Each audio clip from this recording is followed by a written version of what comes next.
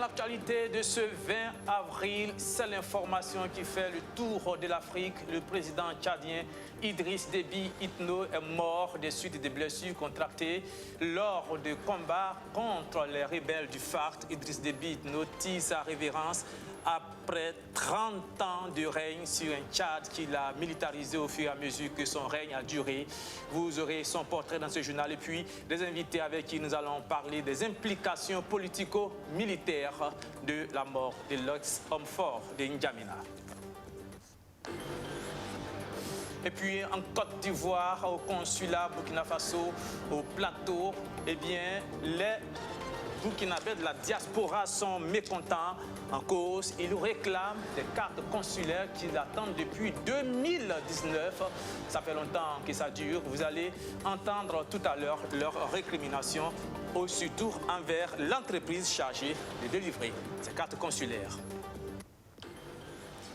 L'actualité au Burkina Faso, elle est d'ordre sanitaire. Eh bien, l'Assemblée nationale donne son quitus au gouvernement pour un accord de prêt d'une valeur de 10 milliards de francs CFA pour la construction et l'équipement d'un centre de radiothérapie pour le traitement du cancer à Bobo-Dioulasso.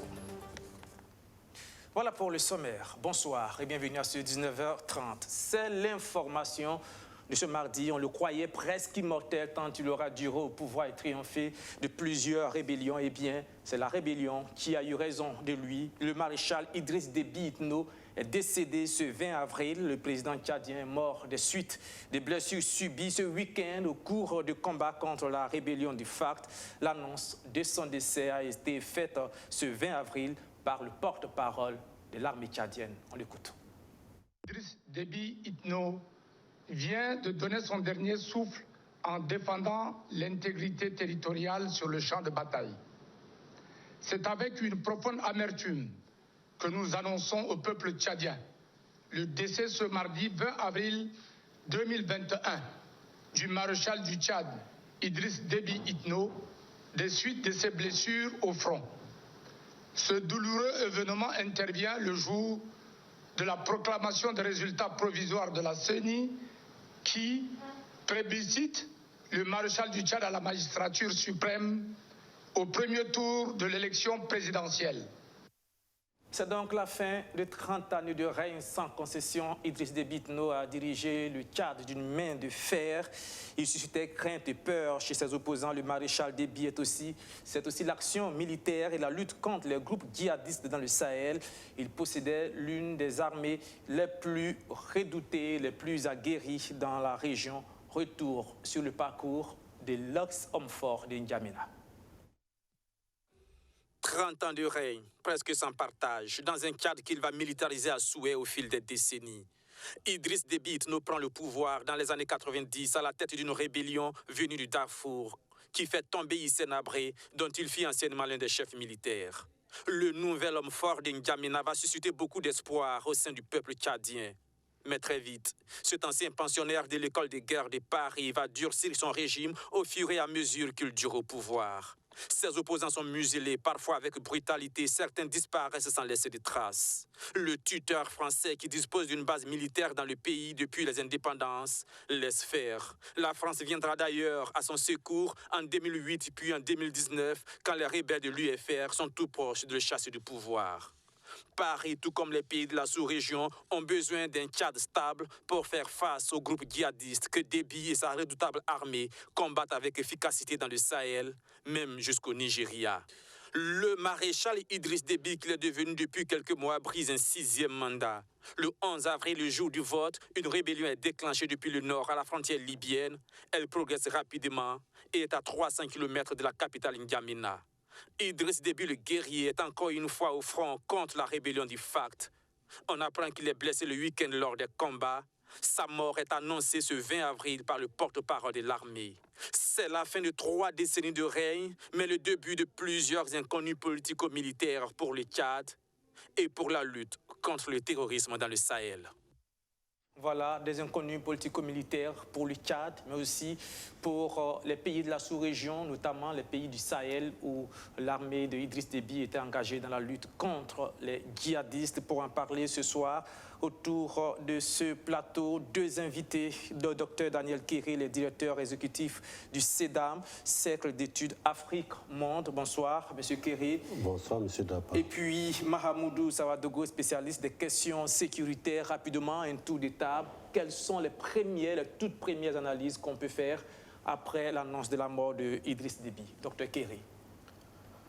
Bon, cet événement, quand même, c'est une surprise, puisque les circonstances telles que relatées par l'armée, on ne s'y attendait pas. Même si, évidemment, aller sur un champ de bataille militaire présente énormément de risques. Donc, cette information est d'office une surprise. Et aussi une inquiétude, vu un peu la trempe du personnage et aussi le rôle que son pays joue dans la sous-région. Mais on espère voir les développements à venir pour mieux situer un peu cette nouvelle orientation du pays. Mahmoudou, sur le plan sécuritaire, on le savait, je le disais il y a un instant, l'armée d'Idriss Déby Itno, l'armée du Tchad, c'est l'une des armées les plus aguerries dans la lutte contre le terrorisme, contre les djihadistes dans le Sahel.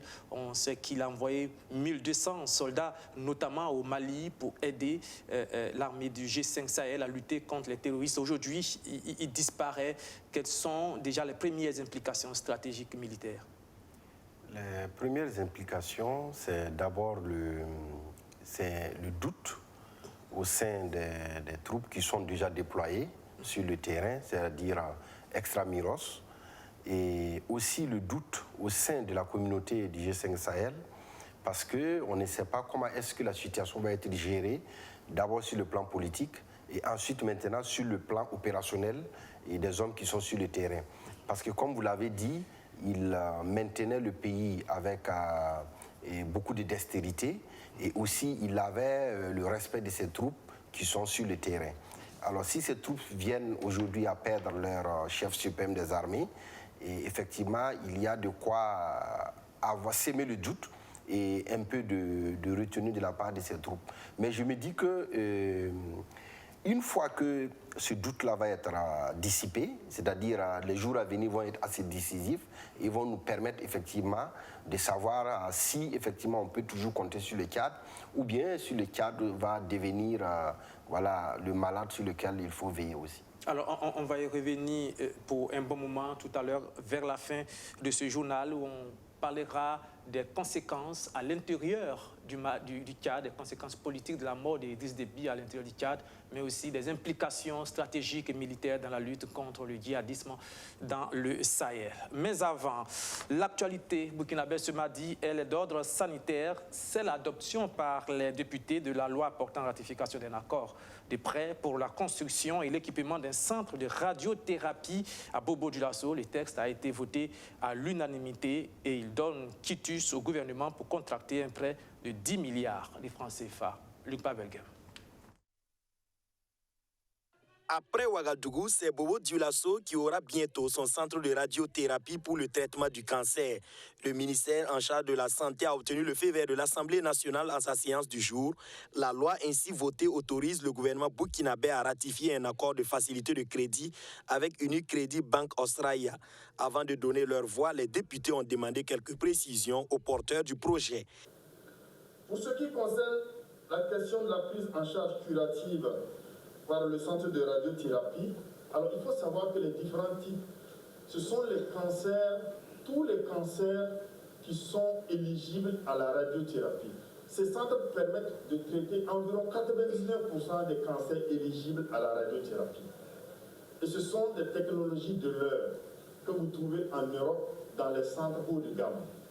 Donc nous avons voulu que les Burkinabés, grâce donc à votre action, grâce aux lois que vous votez ici, puissent bénéficier de cette technologie que l'on rencontre en Europe et pour lesquelles beaucoup de gens étaient évacués.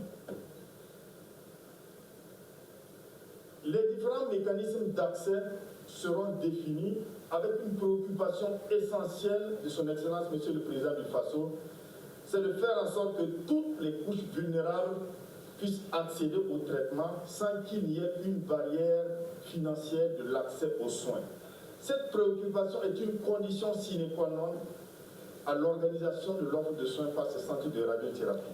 À terme, le centre de radiothérapie pour le traitement du cancer de Bobo-Dioulasso va proposer une offre de prise en charge et de traitement des cancers de qualité pour les populations. 24 mois sont prévus pour la construction et l'équipement du centre, mais le ministre de la Santé s'attend à une inauguration de l'infrastructure 6 mois avant. Alors concrètement, ce centre, dans 18 mois, va ouvrir ses portes et permettre aux personnes qui vivent avec le cancer de recevoir un traitement par la radiothérapie. Et cela va changer complètement le visage de l'offre de soins et améliorer la survie des personnes qui vivent avec le cancer. C'est par un prêt, l'État burkinabé a contacté un prêt. Et grâce à ce prêt, il y a un opérateur qui va nous construire ce centre qui sera équipé avec une technologie actualisée, avec un dispositif de maintenance pour éviter la souffrance des équipements. Le coût total du projet de construction du centre de radiothérapie pour le traitement du cancer est estimé à 16,91 millions d'euros, soit 11,9 milliards de francs CFA, intégrant le coût des infrastructures, la formation du personnel et la garantie des comptes du projet. Le centre de radiothérapie de Bobo-Dioulasso va coûter 9 milliards de francs CFA contre 7,7 milliards qu'a coûté celui de Bogodogo à Ouagadougou. Cela s'explique par les différences d'envergure, de contenu et de coût, explique le ministre de la Santé. Direction maintenant la Côte d'Ivoire où la diaspora sur place affiche son mécontentement. Elle réclame ses cartes consulaires, des papiers qu'elle attend depuis 2019. Eh bien, elle a organisé un mouvement d'humeur au consulat à Abidjan, au plateau, pour demander à la société chargée de fournir les cartes, c'est-à-dire l'entreprise Snedaï, de faire vite. Elle a interpellé aussi le consul général Benjamin Nana. Si rien n'est fait dans les jours et les semaines à venir, la diaspora burkinabé en Côte d'Ivoire décidera peut-être de passer à une étape supérieure. C'est ce qu'elle a dit. On regarde, c'est un récit, un montage de Abdourazak Traoré. Lundi 19 avril 2021 au consulat du Burkina Faso à Abidjan, en Côte d'Ivoire. C'est désormais un rituel. Chaque matin, en file indienne, les pétitionnaires de la carte consulaire font le pied de grue devant les portes du centre de collecte des données. Aux côtés des impatients candidats à l'enrôlement, l'on retrouve des déçus de l'opération. Les récriminations portent sur la rallonge du délai de délivrance des cartes consulaires. Ça fait 4 mois comme ça. Elle dit que ça va venir depuis Hanebi, Anana. Pardon, on a fait vite, nous, un bateau. Quand elle est arrivée, je voulais voir ma famille. J'ai fait ma papier, ça fait 4 mois. Mais il vient aujourd'hui, il dit demain, il vient demain, il dit après demain, il vient après demain, il dit il faut vite trans. Je suis fatigué. Préoccupés par l'infortune de plusieurs requérants, les délégués consulaires montent au créneau. À défaut d'avoir accès à l'intérieur de l'espace diplomatique, c'est à l'extérieur qu'ils crient leur amertume. Nous vivons des difficultés et des humiliations, voire un mépris total dans le processus d'établissement de la carte consulaire burkinabé de la part de la société concessionnaire qui est Snedaï. Depuis quelques mois, la situation est devenue intenable, car malgré le fait que nous appelions toujours à une amélioration de la qualité du service, les choses ne font que s'empirer avec notamment la rallonge du délai de délivrance de la carte qui est passé d'une semaine à 1 mois, voire plus dans certaines localités. Outrés, les mécontents du jour envisagent le blocage des opérations d'enrôlement de nouveaux pétitionnaires. Pour éviter cette tournure, ils donnent un sursis d'1 semaine aux autorités consulaires et à l'opérateur technique pour traiter leurs différentes préoccupations. La délivrance de toutes les cartes consulaires en instance de production est en souffrance depuis 2019 à ce jour. L'efficacité opérationnelle et technique des agents et du matériel d'enrôlement, notamment le manque de réseau constant qui freine tout le processus et la vétusté des appareils. La production et la délivrance des cartes en 3 jours dans les consulats généraux et 1 semaine en itinérance. La révision et le respect des engagements verbaux et écrits pris avant le lancement de la carte en 2013 à l'endroit des délégués. La révalorisation des primes et le paiement mensuel de ces primes d'enrôlement.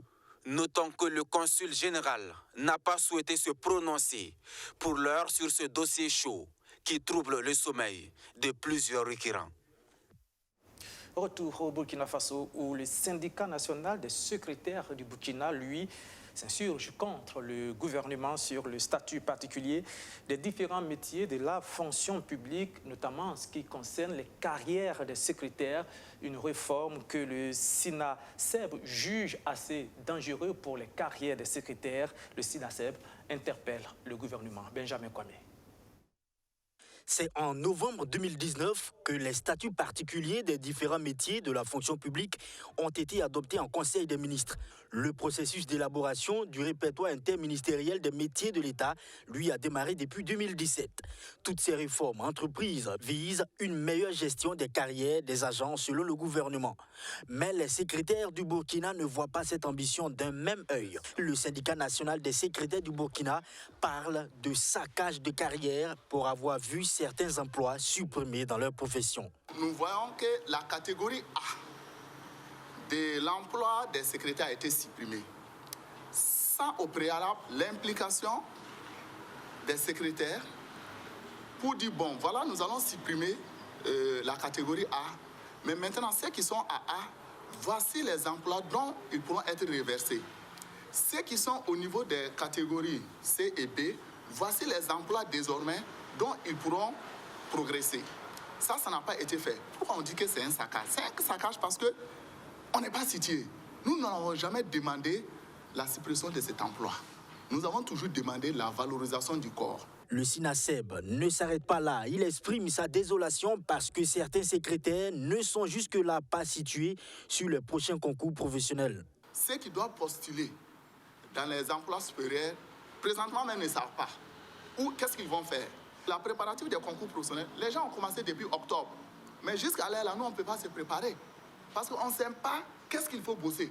Il faut s'attendre à quoi? Est-ce que nous, on aura accès à un autre emploi donné? C'est là, nous disons non. L'accès et l'admission à un concours professionnel, là, ça se fait sur la base du mérite et non pour le quota. Puisque pour nous, le gouvernement est en train d'encourager le laxisme et la médiocrité. Il pointe du doigt également le professeur Seni Ouedraogo, le ministre en charge de la fonction publique, qui ne se montrerait pas disponible pour résoudre leurs préoccupations depuis sa prise de fonction. Le professeur Seni Ouedraogo, au lieu de s'apaisantir ici les préoccupations réelles des travailleurs, passe tout son temps à jouer la carte dangereuse de la division entre les organisations syndicales de son département, en impliquant certains dans les activités et en ignorant d'autres. Et prenant à témoin la presse, le syndicat des secrétaires étale plusieurs exigences, dont l'une est de permettre à ces derniers de postuler aux emplois de leur choix. Le SINASEB exige la poursuite sans condition des négociations avec les partenaires sociaux afin de maîtriser les tenants et les aboutissants de ces réformes. La possibilité pour les secrétaires des catégories C et B de postuler aux emplois de leur choix sans les principes de diplôme ni de quota, car l'admission à un concours professionnel se fait sur la base du mérite. Du reste, tous les moyens possibles seront trouvés pour atteindre tous ces objectifs et le gouvernement endossera les conséquences au cas échéant, alerte le syndicat des secrétaires. On change complètement de cap, on parle d'agriculture maintenant. La 22e édition de la Journée nationale du paysan se tiendra le 23 avril prochain à Manga, chef-lieu de la région du Centre-Sud. C'est une organisation qui se fera à minima, notamment à cause de la pandémie de la COVID-19. Les précisions sur cette organisation ont été données par le ministre de l'Agriculture, Abdelaziz Ossari. Tous les ministères chargés du développement rural sont mobilisés pour que l'événement soit une réussite. La 22e édition de la Journée nationale du paysan, c'est pour le 23 avril prochain à Manga, chef-lieu de la région du Centre-Sud. Environ 400 délégués de producteurs sont attendus à ce grand rendez-vous. Covid-19 oblige, il se tiendra sur une seule journée, contrairement à l'accoutumée. La foire agro-pastorale, halieutique et phonique, regroupant habituellement des exposants des 13 régions du pays, est redimensionnée en une exposition des produits de la région haute.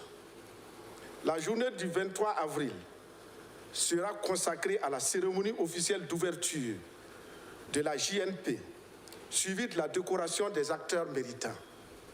À l'issue de cette cérémonie, le président du FASO aura un entretien direct avec les délégués des producteurs venus de toutes les provinces du pays. À l'édition précédente tenue à Gawa, dans le sud-ouest, les paysans avaient demandé au gouvernement d'accélérer la mécanisation de l'agriculture. Ce processus est en bonne marche, rassure le ministre en charge de l'agriculture. Et à ce niveau, il y a eu vraiment un travail sous le leadership du chef de l'État qui a été fait, notamment la mise à disposition de plus de 1000 tracteurs et 1000 motoculteurs, mais également une commande de 1000 tracteurs qui sont en cours.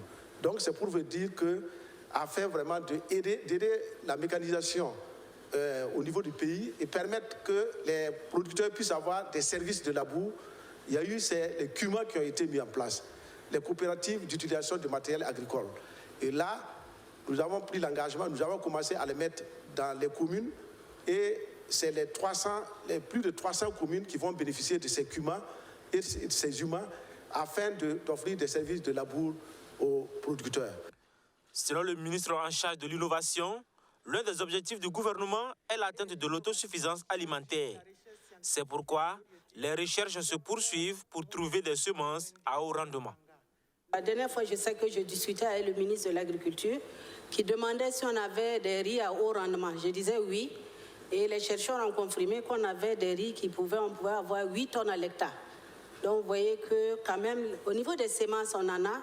Pas seulement le riz, vous avez le maïs et d'autres variétés. Et pour ce qui est donc de l'anacarte, donc les études aussi vont à ce niveau-là, au niveau des semences, mais aussi des plants. Et je sais que la dernière fois que j'ai discuté avec les producteurs d'anacarte, il était question d'introduire donc des variétés à haut rendement au niveau du Burkina. Donc les chercheurs vont travailler à adapter donc ces espèces-là au Burkina. Impact socio-économique des crises sécuritaires et sanitaires sur le secteur productif du monde rural, quelle stratégie de résilience? C'est sur ce thème qu'est placée la Journée nationale du paysan, édition 2021. Retour donc sur ce plateau, je vous le disais au début de ce journal, l'information qui est tombée aujourd'hui en milieu de journée, c'est la mort du président tchadien Idriss Déby Itno. C'est donc un journal un peu spécial ce soir que nous consacrons en partie à la mort d'Idriss Déby Itno et à ses implications politico-militaires au Tchad, mais aussi dans la région du Sahel où l'armée tchadienne, l'armée la plus aguerrie, est en phase de lutte contre les terroristes. Alors, autour de ce plateau, deux invités, le docteur Daniel Kéré, directeur exécutif du CEDAM, Cercle d'études Afrique Monde. Docteur, rebonsoir encore une fois, et puis Mamadou Savadogo qui n'est plus à présenter, les spécialistes des questions sécuritaires. La première question que je voudrais poser comme ça, c'est à l'intérieur du Tchad. On sait que c'est un pays qui est soumis à beaucoup de rebondissements politico-militaires avec des rébellions à n'en point finir qui se succèdent. Idriss Déby Itno avait réussi, tant bien que mal, avec une main de fer, à rétablir une forme de stabilité relative. Aujourd'hui, avec la mort de l'ex-homme fort d'Indiamina, qu'est-ce qui peut arriver au Tchad? Ok, merci. Actuellement, la priorité d'abord dans ce pays-là, ce sont les enjeux politiques internes. Et comme vous le voyez, les frontières sont fermées et ils ont décrété un couvre-feu nocturne. Et actuellement, ils ont suspendu le gouvernement, ils ont suspendu l'Assemblée nationale. Et c'est pour pouvoir d'abord sécuriser la transition de pouvoir. Bien sûr, comment le processus va se dérouler, il nous faut un peu de temps pour voir la réalité de la situation. Mais actuellement, la priorité dans ce pays-là, pour les principaux acteurs, c'est la transmission du pouvoir.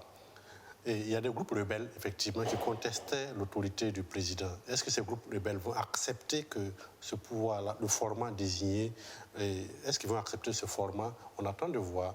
Et il y a également la classe politique interne qui commence à donner de la voix, notamment les partis politiques de l'opposition, qui estiment que le format présenté ressemble beaucoup plus à une succession dynastique et ils préféreraient que ce soit beaucoup plus une transition civile et avec un format élargi où on va avoir un forum national qui va désigner en tout cas les principaux acteurs qui doivent conduire la transition. Même si certains acteurs peuvent être des militaires, il il faudrait que ce soit à l'issue d'un forum, d'une large concertation nationale.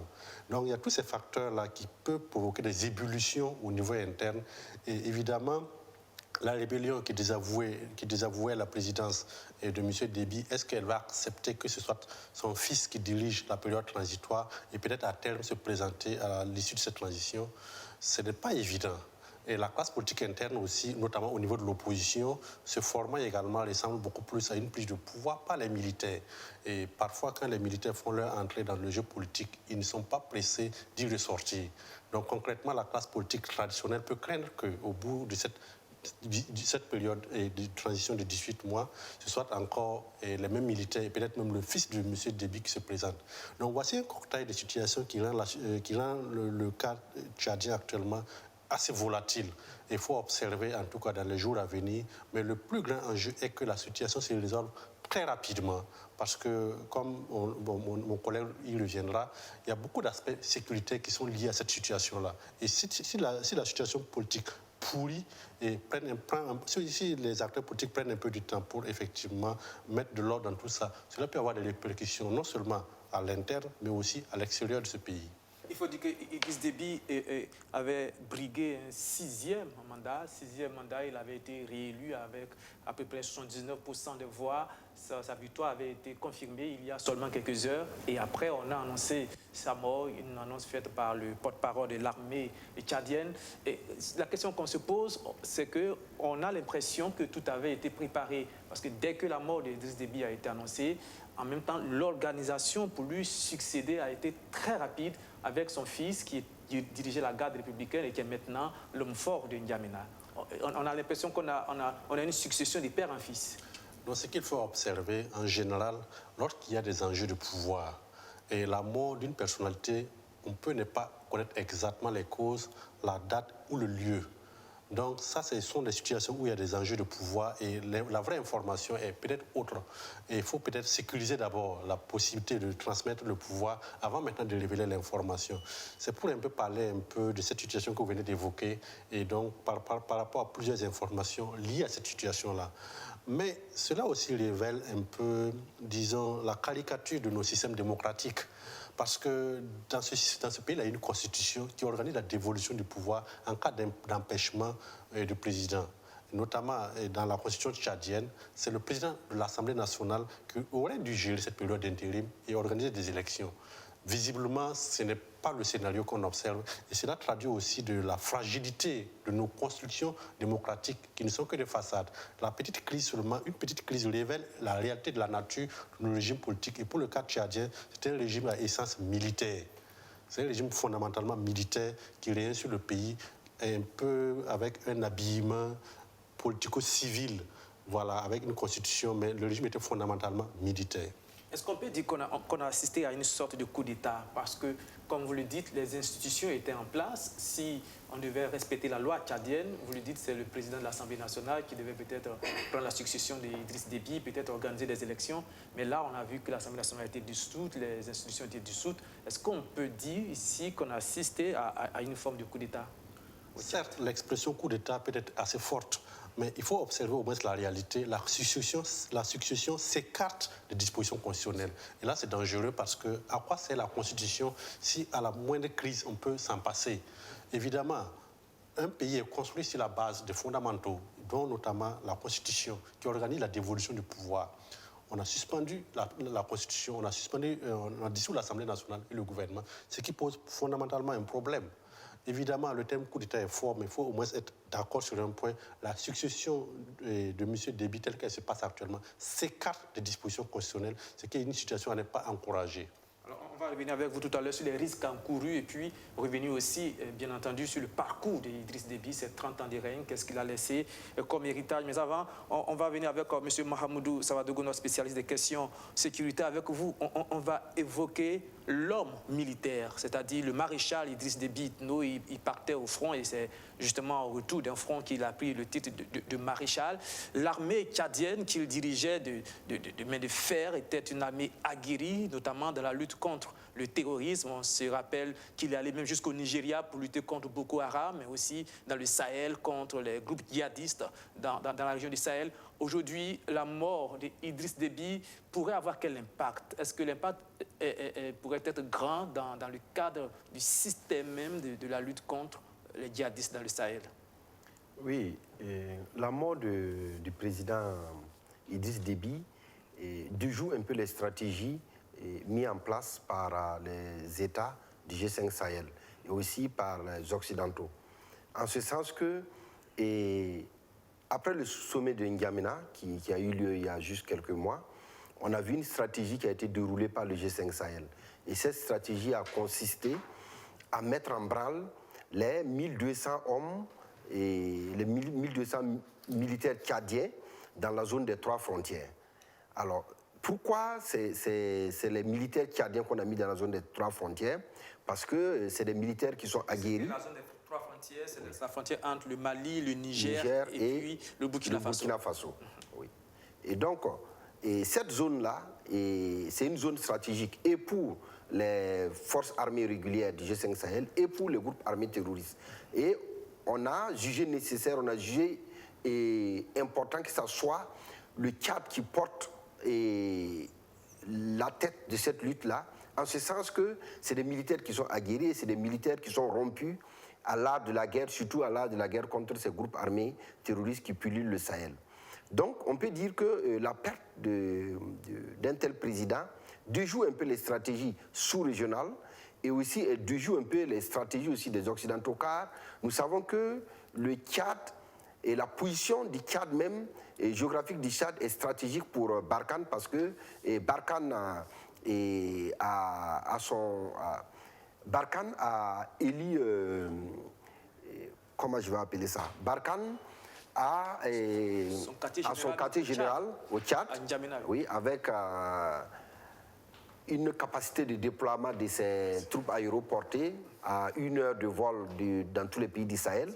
Ensuite, on a le fait que le QG même du G5 Sahel se trouve aussi à N'Djamena. Donc, ce qui veut dire que la perte d'Idriss Déby impose que les cartes soient rebâclées, impose aussi que les 5 pays du G5 Sahel observent et s'impliquent aussi dans la stabilité de ce pays-là. Est-ce que les 5 pays du G5 Sahel devraient s'inquiéter avec la mort d'Idriss Déby?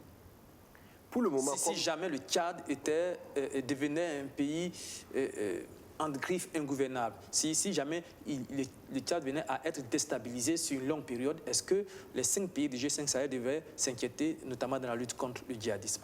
Oui, effectivement, si toutefois, si cette hypothèse s'avérait juste, il faudra beaucoup s'inquiéter parce que c'est comme le Tchad représenterait exactement la Libye, c'est-à-dire ça va ouvrir les vannes aux groupes armés terroristes qui descendraient de la Libye et aussi à Boko Haram qui est en train d'acculer du côté du Nigeria. Et aussi, ça va ouvrir la vanne aussi à beaucoup de circulation d'armes dans la sous-région parce que nous savons clairement que c'est le Tchad qui arrive à faire barrière et pour que ces groupes armés terroristes ou que ces bandits ou ces criminels, ces trafiquants ne traversent pas tout le désert et ne traversent pas le Sahel avec leurs cargaisons et avec leurs marchandises. Donc il est clair que cette position stratégique et cette force qu'est le Tchad, si elle venait à disparaître ou si elle venait à être troublée, ça va déjouer un peu cette stratégie mise en place par les pays du G5 Sahel. Ce que vous expliquez, M. Mahamoudou, on va le résumer, c'est que le Tchad joue comme un rôle tampon dans sa position géographique, d'abord contre les groupes djihadistes venant de la Libye, contre Boko Haram, contre les groupes djihadistes du Sahel. C'est un rôle assez prépondérant dans la lutte contre les forces terroristes. Absolument, c'est un rôle assez prépondérant et de par sa position géographique et aussi de par sa force. Parce que nous savons que les Occidentaux et aussi les pays sahéliens comptent beaucoup plus sur le Tchad pour vraiment donner une réponse adéquate à ces groupes armés terroristes. On se rappelle qu'il y a quelques semaines de cela, lorsque les groupes armés terroristes ont attaqué un camp de la MINUSMA, et c'était le contingent tchadien qui était en face, on a vu tout de suite les dégâts qu'ils ont causés, et ça aboutit à la neutralisation de près d'une cinquantaine de groupes armés terroristes. qui ont carrément déserté la zone. Donc, il est clair qu'ils ont une puissance de feu bien ordonnée, ils ont des hommes très bien préparés, mais je me dis que c'est parce que aussi ils avaient un chef suprême des armées et confiant, et un chef suprême des armées sur qui ils pouvaient s'appuyer. Donc, aussi, courageux qui allait très souvent au front aussi. Absolument. Et donc, si ce chef suprême des armées venait à disparaître, si personne d'autre n'incarne ce leadership, évidemment, il y a de quoi s'inquiéter, il y a de quoi observer avec beaucoup d'attention le déroulement de ce qui se passe dans les jours à venir. On reviendra tout à l'heure, surtout avec quel rôle pourraient jouer les pays du G5 Sahel, quelle est aussi la place des pays occidentaux qui comptent aussi beaucoup sur le Tchad pour essayer de stabiliser une sous-région déjà en pleine ébullition avec la République centrafricaine d'un côté, le Soudan aussi, et puis la Libye, qui sont des pays qui sont en ballottage et très déstabilisés. Daniel Kéré, on va revenir sur le parcours de l'homme de Idriss Déby. 30 ans de règne, 30 années de règne presque sans partage. Il n'est pas le seul. Il a des doyens qui sont toujours au pouvoir. Notamment un pays pas très loin de chez lui. Pas très loin de chez lui, il a des seniors là-bas, peut-être ses maîtres, quoi. Donc, ce n'est pas des cas atypiques, ce sont des situations qu'on constate. Et mais malheureusement, ces grands hommes, disons, parfois aussi provoquent des crises énormes lorsque ces personnes-là viennent à disparaître. Et partout où une personnalité parvient à rester au pouvoir pendant 20 ans, 30 ans, 40 ans, très souvent après son départ, il y a une crise qui survient. Tout d'abord, le système en place essaie de se maintenir. Alors qu'un système qui a vécu pendant tout ce temps-là est forcément décrié, en tout cas au niveau d'une partie de la population, voire même une majorité de la population. Alors que le système a toujours cherché à se maintenir. C'est le cas qu'on observe déjà au niveau du Tchad. Deuxièmement, la personnalité qui vient à s'effondrer avait des réseaux que cette personne seule pouvait maîtriser. Quand on prend le cas de M. Déby, et la plupart des officiers de l'armée, ce sont ils se connaissent depuis très longtemps. Ce sont des hommes de confiance. Ce sont des hommes de confiance et ils ont noué des relations entre eux. Et évidemment, une nouvelle personne qui surgit peut ne pas avoir ce fond de puissance, ce fond de confiance envers les autres partenaires. Donc ça crée également une situation d'instabilité. Donc lorsqu'on observe ces situations-là, il y a effectivement un risque. Et ce risque-là ne peut être conjuré que si les acteurs internes parviennent à relever le défi dans le court terme, ce qui n'est pas évident. Parce que, et comme mon collègue le disait tout à l'heure, vous êtes en poste au Mali ou bien dans la zone des 3 frontières et il y a des problèmes au niveau du pays, il va se poser rapidement un problème de commandement. Et si encore dans le règlement de cette crise-là, il y a des règlements de compte qui n'est pas écarté, des luttes de clans, des luttes de tendance, effectivement, et ça peut même se répercuter sur les troupes sur le terrain parce que chacun aussi a son répondant au niveau du Tchad. Mais la situation dans laquelle, en tout cas, des présidents restent longtemps au pouvoir et viennent à partir, crée toujours, j'insiste, crée toujours des problèmes. Et c'est pourquoi il est impérieux, en tout cas pour nous les Africains, de penser à construire aussi des institutions fortes.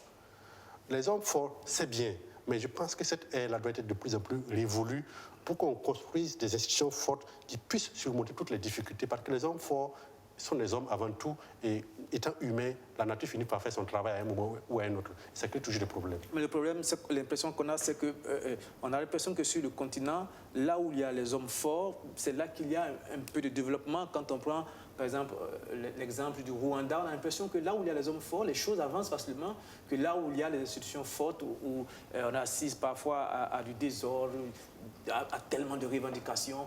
Peut-être que c'est une analyse qui ne tient pas debout. Mais il faudra qu'on fasse attention. Un homme fort peut impulser la construction d'institutions fortes. Pour qu'on se comprenne très bien. Mais il y a des situations où l'homme fort, effectivement, se fait le centre de ce pays-là, l'alpha et l'oméga de ce pays, au détriment de la construction d'institutions fortes. Quand on prend l'armée du Tchad, il y a des clivages régionaux, il y a des clivages ethniques et autres qui se posent. Et ne me dites pas que dans cette situation-là, même la présence d'un homme fort n'a pas construit forcément des institutions fortes, parce que si ces clivages vont exploser au grand jour... C'est l'armée qui s'en va. Tout à fait. Donc, les pays où il y a des grands hommes essayez de voir ce que ces grands hommes-là construisent. Donc on peut avoir des mirages de développement qui vont tout de suite s'effondrer après si ces grands hommes venaient à disparaître. Ce qui est dangereux. Un pays, même peut-être qui semble être stable, qui semble être prospère, s'il venait à s'effondrer et à reculer dans les abysses, comme ce qu'on a pu observer dans certaines parties du monde, c'est très dangereux. Donc ces grands hommes, travaillent-ils, est-ce qu'ils travaillent à construire des institutions fortes? Si c'est le cas, effectivement, on peut soutenir cette dynamique-là. Et si c'est le cas, effectivement, elles peuvent à ce moment se retirer. On a vu par exemple qu'au Ghana, Rawlings, qui a construit ce pays-là, à ce moment, a décidé volontairement de se retirer. Voilà, il a laissé le pouvoir à d'autres personnes. Il a observé comment la machine pour laquelle il a contribué à fabriquer a pu fonctionner, même sans lui. Et la machine a pu tenir et actuellement, on cite le Ghana comme un modèle. Est-ce que ces grands hommes fabriquent de grandes institutions? Ça, c'est à regarder. Si on devait suivre votre développement, on pourrait dire que plusieurs pays de l'Afrique de l'Ouest francophone sont mal partis parce qu'on est à l'ère des troisièmes mandats. Dans plusieurs pays de la sous-région, on ne prend pas la route des institutions fortes, mais on est en train de plus en plus de prendre la route des hommes forts avec les troisième mandats, peut-être les quatrième mandats, on ne sait même plus. Et ça donne la tentation à d'autres pays où il y a eu des insurrections, où on entend murmurer, on parle du troisième mandat. C'est un problème difficile, tout cela.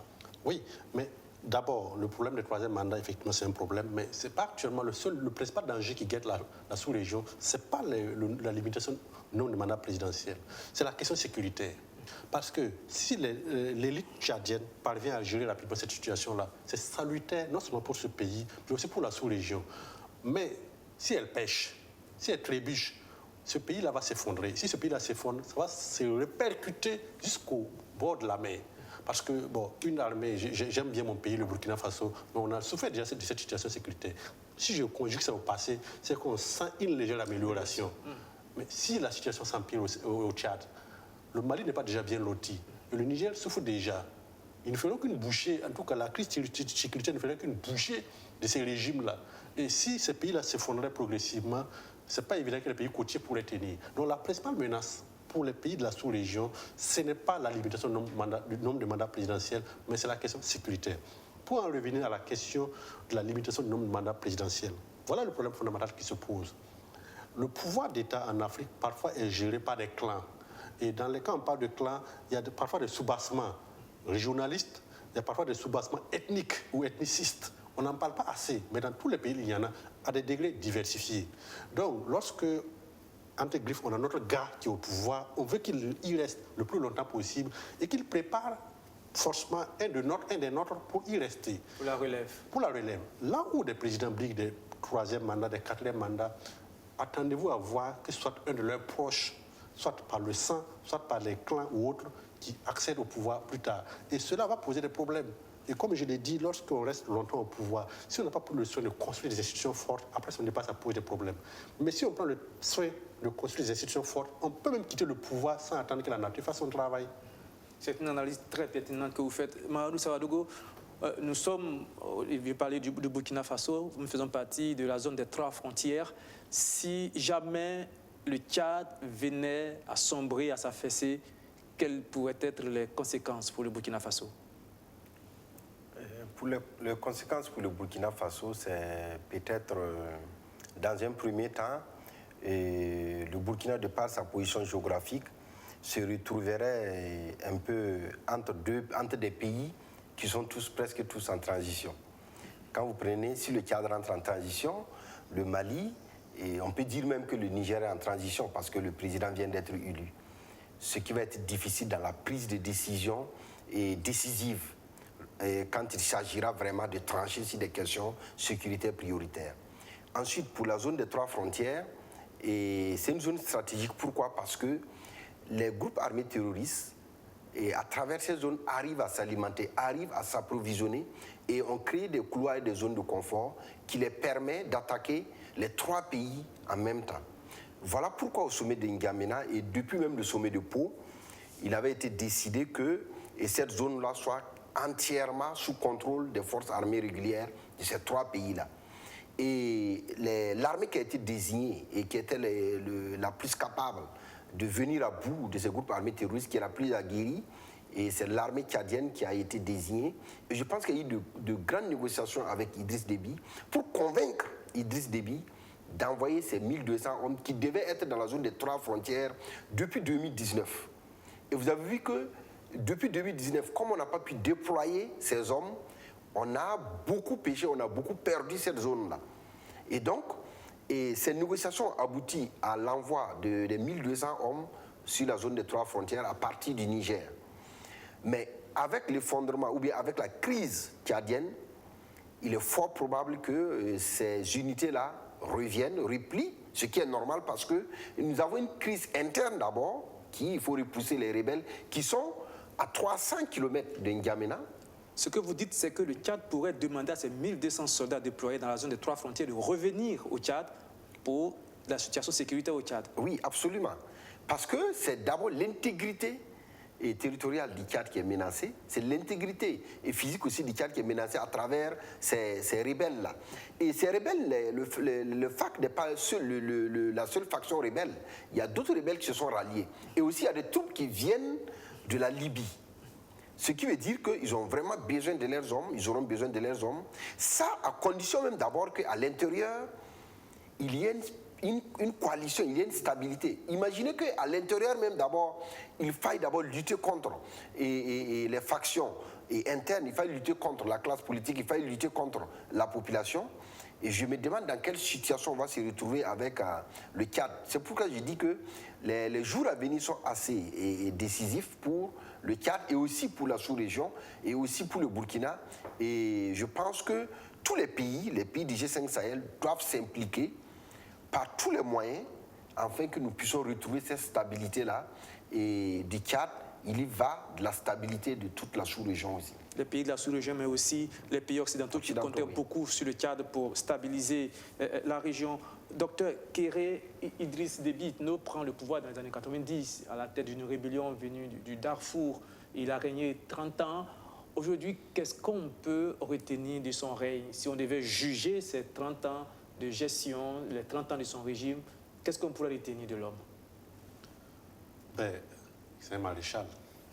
Bien sûr. On pourrait retenir quand même qu'il est resté militaire du début jusqu'à la fin. C'est la principale leçon qu'on retient. C'est un régime militaire, avec un habillement un peu politique, un peu administratif. Mais c'est un régime à essence militaire. Et tout le long même de son règne a été jalonné de crises militaires. Et l'homme lui-même s'est fait sa réputation sur des champs de bataille militaires. Donc je retiendrai d'abord qu'Idriss Déby, c'est un bon militaire. Un bon militaire. C'est un bon militaire, oui, parce qu'il ose aller sur le front. Il ose aller sur le front, ce qui n'est pas évident. Combien de chefs d'État dont les pays sont en prise à des questions sécuritaires osent pointer sur le front? Ce n'est pas évident. Peut-être que cette situation est aussi discutable en allant sur le front. Non, à l'aide des chars, vous pouvez dire qu'ils ne sont pas des militaires, très basiquement. Oui. Parce que tout le monde n'est pas militaire en arrivant au pouvoir. Oui, mais quand vous êtes militaire, quand vous êtes chef d'État, que vous allez au front, peut-être que vous mettez vos hommes aussi un peu en difficulté, parce qu'ils sont chargés de vous protéger et de se battre contre l'ennemi. Vous n'êtes pas seulement même les hommes qu'il met en difficulté, c'est les institutions qu'il met en difficulté. Nous avons la preuve palpable. Il est allé au front et il a été tué au front, d'après les informations qu'on a reçues. Et voilà que toute région, tout un pays est en train de trembler parce que le président a peut-être jugé bon de se retrouver au front. Donc on voit qu'au-delà de sa personne, c'est l'institution qu'il faut voir. Ce n'est pas c'est vrai que c'est le chef suprême des armées, mais c'est quand même le président, c'est le commandant en chef. Et tant que le bateau n'a pas de capitaine, comment est-ce que le bateau peut arriver à bon port? Le bateau va tanguer. Mais cela n'enlève pas le fait qu'il soit un excellent militaire. J'ai décrit le personnage. Oui, allez-y. Je n'ai pas dit que ses choix politiques ou ses choix stratégiques sont toujours meilleurs. Absolument. Je décris le personnage. Il est resté militaire du début jusqu'à la fin. Jusqu'au bout, oui. Jusqu'au bout. Et il a créé un système militaire avec un habillement un peu politique, un peu truc. Et le deuxième élément que je peux retenir de maréchal Idriss Déby, c'est que quand même dans la question de la lutte contre le terrorisme, il s'est affirmé. Qu'il s'agisse de la lutte contre Boko Haram, vous vous souvenez quand les Boko Haram avaient un peu tué environ une centaine de militaires du Tchad, ils s'en souviendront pendant longtemps de la réplique qui leur a été infligée. Et vous vous souvenez aussi que l'appui... Il allait même jusqu'au Nigeria. Mais n'oubliez pas aussi un petit fait historique qui nous a échappé. Pendant le putsch de 2015, l'appui du Tchad et du Niger, vous voyez, les deux présidents se sont rencontrés à Niamey et le maréchal Idriss Déby a dit au RSP qu'ils doivent déployer des armes. Bon, quelqu'un qui écoute pense que c'est du vin, mais les initiés écoutent, savent ce que ça veut dire. Donc c'est un monsieur qui est resté militaire, qui est resté aussi engagé. Vous pensez que cette parole a eu son pesant d'or dans la réduction de la crise en 2015? Vous êtes journaliste, vous êtes journaliste, fouillé pour savoir... Vous êtes spécialiste de la question aussi. Il y a eu des implications souterraines de cette déclaration en fait. Des fortes implications, hein. Bon, faites le travail pour prolonger les éléments. Donc le monsieur... C'est important de le savoir. Oui, il s'est beaucoup impliqué lorsqu'il s'agit en tout cas des menaces militaires. Si ce sont des questions militaires, en tout cas, s'il trouve que c'est une situation qui lui semble injuste, il prend position, il s'implique et il va à fond. Ça, moi, je retiens ça du personnage. Un homme de poing. Un homme de poing, pas seulement pour la gestion de son pays, mais les questions qu'il trouve injustes à l'extérieur, voilà, il s'y implique et il le fait et à fond, et bien. Voilà, je retiens ça du personnage. Ce qu'on retient de lui est donc peut-être un peu trouble parce qu'à l'intérieur du Tchad, on le décrit comme un dictateur méchant, sanguinaire et assez brutal. On sait que, par exemple, il y a certains de ses opposants qui ont disparu de manière subite. On n'a plus retrouvé, même on ne sait plus où ils sont passés, certains disent qu'ils ont été tués. Il y a cela qui revient régulièrement quand on décrit le régime de... En toute objectivité, M. Dapa ne pouvait pas être un militaire, instaurer un système militaire pendant 30 ans et passer pour un enfant de cœur. M. Idriss Déby n'est pas un saint. Donc son régime était jalonné effectivement de beaucoup de problèmes. Pardon de vous interrompre, pour ajouter à ce que je disais, tout récemment, pour les élections qui viennent de prendre fin et qu'il a remportées, il a envoyé l'armée qui a encerclé la maison d'un de ses opposants. Il y a eu des échanges de tirs. Bon, des échanges de tirs. En tout cas, il y a la mère et un autre parent de son opposant qui ont été tués. Un militaire au pouvoir pendant 30 ans, comme je vous le disais, allez-y. On ne peut pas dire que son régime a été soit un régime des plus sains. Ça, c'est une évidence. Et la grande caractéristique de son régime, comme je vous le disais, c'est un régime militaire. Voilà, ce n'est pas un régime civil. C'est malheureusement là aussi une de ses faiblesses parce qu'actuellement, ça crée une situation dans laquelle on a l'impression que l'armée va toujours vouloir jouer les rôles de premier plan, alors que c'est une armée où il y a des connotations régionales et des connotations tribales. M. Déby avait un avantage que son fils n'en a pas. Beaucoup de chefs militaires étaient ses anciens amis ou des anciens rebelles qu'il a cooptés. Ils se connaissent personnellement. Il avait cette légitimité, en tout cas cette maîtrise de ces hommes. Est-ce que son fils pourra effectivement garder cette situation-là, conserver cette situation?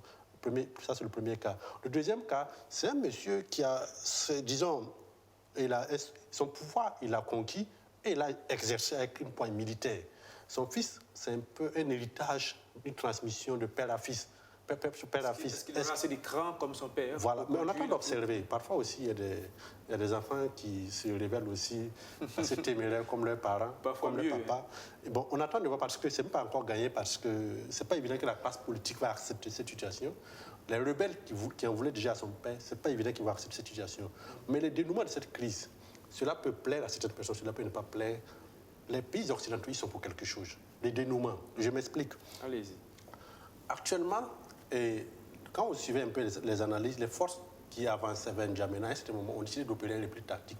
Et les arguments qu'ils avançaient, que c'est quoi? Les forces de facto.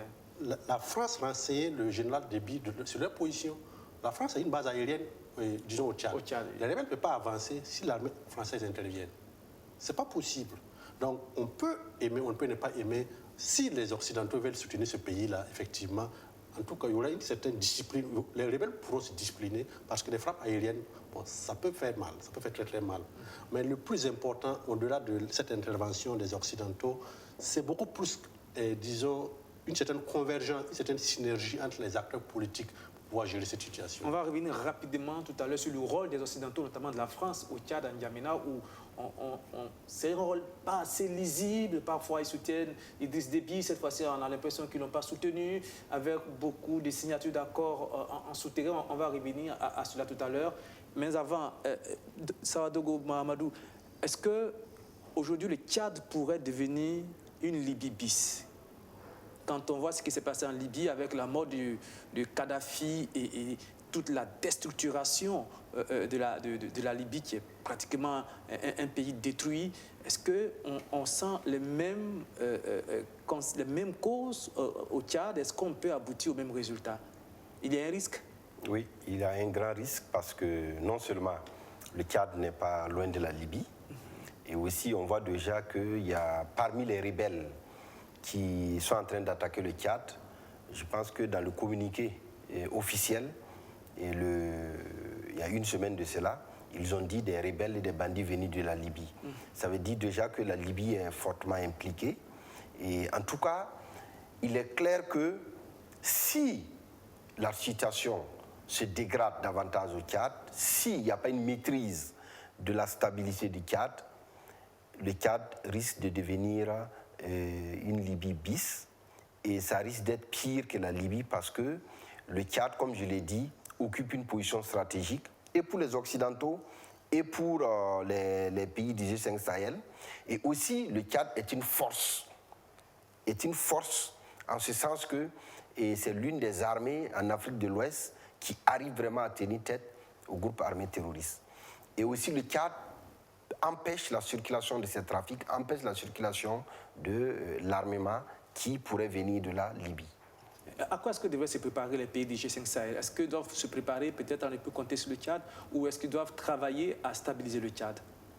Je pense que le mieux qu'il y a à faire, c'est de travailler à stabiliser le Tchad, c'est de travailler à trouver une solution politique rapidement, et aussi de travailler à ce que le Tchad continue dans cette lancée, c'est-à-dire maintienne ses positions, parce que nous avons vu que les groupes armés terroristes s'adaptent très rapidement et ils sont très réactifs.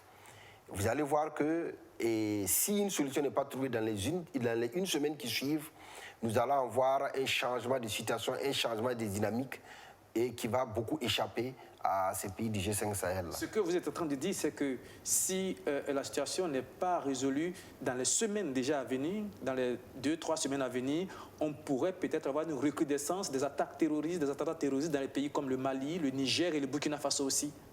Oui, on pourrait avoir une recrudescence parce que vous savez, le G5 Sahel est divisé en 3 fuseaux.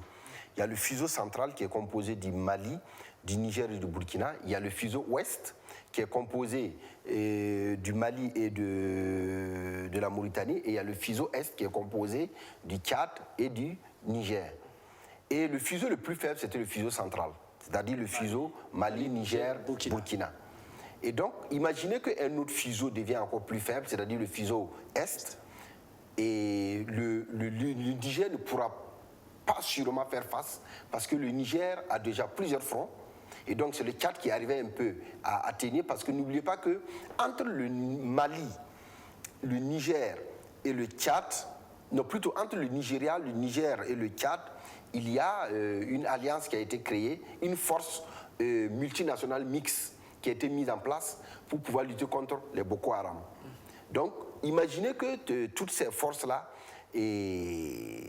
s'affaiblissent.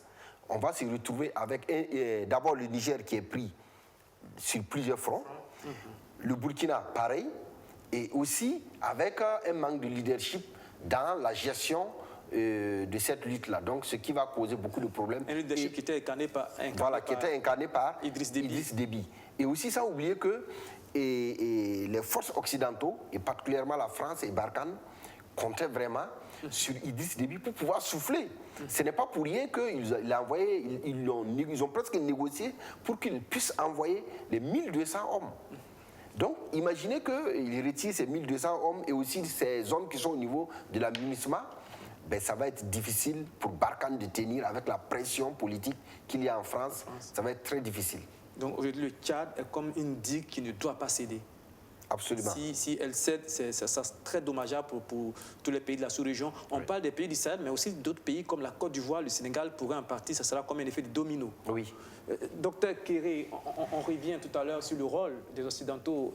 Mahamoudou Sawadogo le disait, les Occidentaux, notamment la France, comptent énormément sur le Tchad pour essayer de limiter les dégâts dans la lutte contre le terrorisme et éviter que ces hommes ne soient tués. Cela crée beaucoup de mouvements en France. Mais cette France-là, quel est son rôle véritable au Tchad? Mais la France a colonisé le Tchad. Elle a une base militaire sur place. Voilà, pas seulement qu'au Tchad. Je pense qu'elle en a Sénégal, en Côte d'Ivoire, au Gabon. Dans plusieurs autres pays. Bon, ce sont des relents coloniaux. Il ne faut pas se voiler la face. Et ces forces-là sont là avant tout pour les intérêts de leur pays. Maintenant, il y a des accords qui sont passés entre la France et puis ces pays-là, les accords de défense qui existent. Et des situations comme ça peuvent permettre effectivement d'appeler la France à la rescousse lorsque ces pays-là sont menacés. En 2019, souvenez-vous qu'il y a des colonnes rebelles qui avançaient déjà vers N'Djamena. Ce sont les frappes françaises qui les ont stoppées. Et cela a sauvé effectivement l'intégrité. En 2008 aussi, avant. Tout à fait, en 2008 également. Donc cela a permis d'abord de consolider le régime politique, mais aussi de sauver l'intégrité territoriale de ces pays-là. Cette force occidentale joue un très grand rôle dans la stabilisation de ces pays-là. Et actuellement, dans le processus qui s'enclenche au niveau du Tchad, elles vont encore jouer un rôle essentiel. Parce que, comme le disait mon collègue tout à l'heure, si la situation au niveau interne est réglée rapidement, c'est salutaire. Si la situation n'est pas réglée, évidemment, les factions au sein de l'armée vont commencer à s'affirmer. Et c'est une bouchée double, un appel d'air qu'on fait. Un appel d'air qu'on adresse aux mouvements rebelles qui vont profiter de cette situation de division. La Libye, puisque vous ne vous entendez pas déjà, vous êtes fragile. On profite de ça pour vous attaquer. Donc la situation actuellement est délicate et il faudrait que très rapidement on trouve une solution. Mais si la classe politique parvient à s'entendre, évidemment on peut invoquer les accords de défense et justement la France peut les aider à combattre ces mouvements rebelles. Alors tout à l'heure, dans votre exposé, vous avez dit une phrase importante, vous avez dit si la France soutient Idriss Déby, c'est difficile que les rebelles puissent arriver à N'Djamena. La France a déjà empêché les rebelles de prendre N'Djamena déjà en 2008 puis en 2019. La question qu'on se pose aujourd'hui, comment se fait-il qu'en 2021, cette même France qui a une base militaire à N'Djamena n'arrive pas à empêcher la rébellion de venir jusqu'à 300 km de N'Djamena et de tuer le président tchadien? C'est une question qui fait réfléchir. En 2008, ils étaient aux portes de N'Djamena. En 2008, ils étaient aux portes de N'Djamena, mais grâce à l'intervention de ces forces-là, la rébellion a été défaite. Donc, cette situation n'est pas atypique. Ce qu'on observe actuellement n'est pas atypique. Et justement, ce qu'il faut souligner, le plus important, c'est l'entente entre les acteurs de la classe politique qui fera jouer les acteurs internationaux. Si la classe politique est divisée, évidemment, ça va créer, disons, ça va provoquer les mouvements rebelles. Les mouvements rebelles vont profiter de cette situation-là. Et cela va fragiliser l'intervention extérieure. Parce que vous intervenez dans une classe politique divisée. On fait comment? Voilà. Donc si la classe politique est divisée, ça rend même l'intervention extérieure périlleuse. Mais si la classe politique semble s'accorder sur une certaine dynamique, une certaine unité, ça peut favoriser l'intervention effectivement de ces forces-là pour aider le pays à maintenir son intégrité territoriale. Est-ce que la réaction peut-être assez timide de la France, cela se lit dans plusieurs endroits, cela se lit dans certains salons feutrés, n'est pas liée à la situation en République centrafricaine où là-bas, la France est en train de perdre pied à cause du soutien de la Russie au président centrafricain. Et il se dit que le Tchad, qui soutenait les rebelles centrafricains, était dans la ligne de mire de la Russie et que la Russie aurait peut-être apporté son soutien aux rebelles tchadiens. Peut-être que j'ai fait de la science-fiction. Bon, généralement, dans les situations militaires, il y a tellement d'imbroglio qu'il est parfois difficile de démêler ce qui se trame réellement en dessous. Comme vous le disiez tout à l'heure, parfois il y a des accords peut-être dont les termes ne sont pas forcément rendus publics. Ce sont des hypothèses qu'on ne saurait écarter. Mais l'essentiel, c'est qu'il faut ajouter, indépendamment de ces complexes qui peuvent exister, si la classe politique tchadienne parvient à s'accorder sur des fondamentaux, ça peut permettre l'intervention de ces forces qui sont déjà positionnées et qui ont au moins l'aviation militaire qui peut les aider à repousser ces rebelles-là. Si la classe politique ne s'accorde pas, aucune puissance militaire au monde ne peut défendre ce pays-là. Est-ce qu'on peut dire aujourd'hui que la France soutenait un dictateur au Tchad? Pourquoi vous voyez seulement que la France? Tous les pays qui ont des bases militaires partout dans le monde soutiennent peu ou prou certains régimes. Ce n'est pas seulement que la France qui a des bases militaires au Burkina, en Afrique. Et pour la France, c'est beaucoup plus officiel. Il y a d'autres pays qui ont des bases en Afrique qui ne sont pas tout à fait officielles. On n'en parle pas suffisamment assez. Pourquoi seulement que la France? On parle de la France, peut-être, je ne suis pas là pour répondre, mais on parle peut-être de la France parce qu'on voit la France partout. On a vu la France en Côte d'Ivoire qui a bombardé la maison d'un chef de l'État, le président de Gbagbo en son temps. On voit la France dans plusieurs pays intervenir, et parfois même au Mali, on a vu des Maliens qui sont sortis pour manifester contre la France. C'est-à-dire qu'on ne comprend pas bien aujourd'hui, les populations africaines ne comprennent pas bien aujourd'hui le rôle de cette France armée-là dans nos pays qui n'arrivent pas à sécuriser les frontières selon les accords de défense. Non, ce qu'il faut faire beaucoup plus, c'est beaucoup communiquer pour qu'on comprenne très clairement les raisons de la présence de ces forces-là, la limite aussi de leur mandat et la réelle capacité de leur action. Voilà.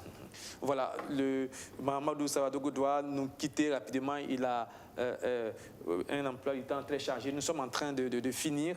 Dernier tour de table. Docteur Kéré, maintenant la situation est très volatiile. On est à un niveau très important de la situation au Sahel aussi, au Tchad, la sous-région, même avec les pays limitrophes du Tchad, c'est-à-dire la Centrafrique, la Libye, le Soudan. C'est une région qui peut partir en feu à tout moment. Aujourd'hui, quelle pourrait être la solution interne?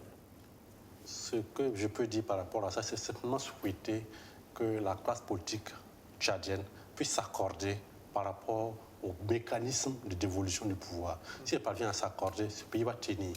Et ce pays va également toujours continuer à jouer d'une certaine façon son rôle dans la sous-région. Selon les informations que vous avez, est-ce que cela est possible?